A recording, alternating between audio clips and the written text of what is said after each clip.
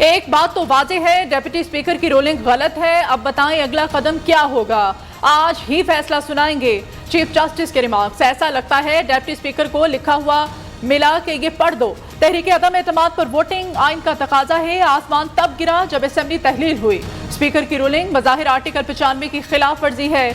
हमने कौमी मुफाद को देखना है। असेंबली में डिप्टी स्पीकर के खिलाफ अज खुद नोटिस केस की समाअत में जजेस के रिमार्क्स। नईम बुखारी ने कौमी सलामती पार्लिमानी कमेटी इजलास के मिनट्स अदालत में पेश कर दिए। अदालत ने शहबाज शरीफ को रोस्ट्रम पर बुला लिया। अदालत अल्लाह के नाम पर पार्लियामेंट को बहाल करे, शहबाज शरीफ की इस्तदा।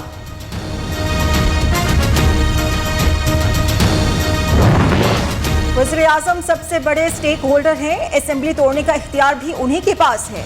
असेंबली तहलील करने के लिए वज़ीर आज़म को वजूहात बताना जरूरी नहीं।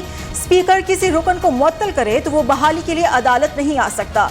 नेशनल सिक्योरिटी कमेटी मीटिंग की तफसील खुली अदालत में नहीं दे सकते। अटॉर्नी जनरल खालिद जावेल के दलाइल स्पीकर ईवान का निगरान है। इसका काम सिर्फ जाती तस्कीन नहीं। जस्टिस मुनीब अख्तर की रिमार्क्स।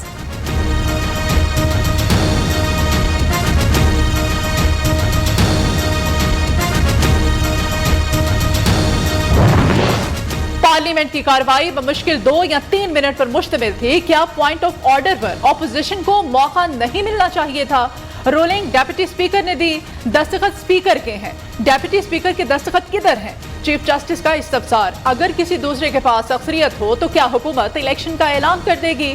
जस्टिस एजाजुल एहसन का सवाल। क्या स्पीकर का अदम एतमाद पर वोटिंग ना कराना आइन की खिलाफ वर्जी है? क्या ज़ेरे इल्तमास तहरीक अदम एतमाद पॉइंट ऑफ ऑर्डर पर मुस्तरद हो सकती है?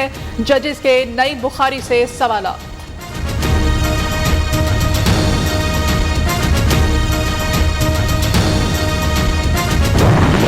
पार्लियामेंट के अंदर जो भी हुआ उसे आईनी तहफ़्फ़ुज़ हासिल। हतमी फैसला अदालत का होगा।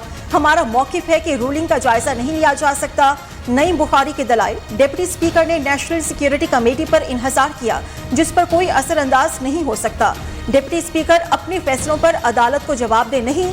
इमरान खान के वकील इम्तियाज सिद्दीकी का जवाब। सदर मुमलिकत के वकील अली जफर ने कहा कि जजेस के आपस में इख्तिलाफात हों तो क्या पार्लियामेंट मुदाखलत कर सकती है? जैसे पार्लियामेंट मुदाखलत नहीं कर सकती वैसे ही अदलिया भी नहीं कर सकती। न्याजी तो झूठा, he is an absolutely fraud. जिसने कहा था कि absolutely not, he is an absolutely fraud. उसकी मैं बात क्या करूं? Hitler, Nazi, Imran Niazi, absolutely not कहने वाले एब्सोल्युटली फ्रॉड। शहबाज शरीफ की गोलाबारी। नेशनल सिक्योरिटी काउंसिल के फैसले अवाम के सामने लाए जाएं।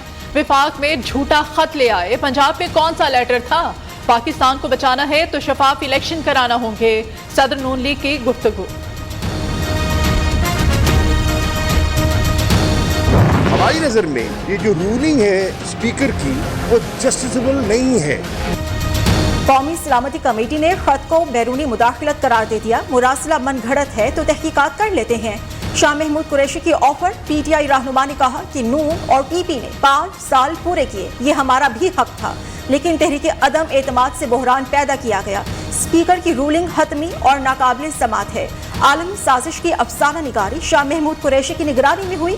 वो बाहर बातें बनाने की बजाय अदालत में जाकर जवाब दें।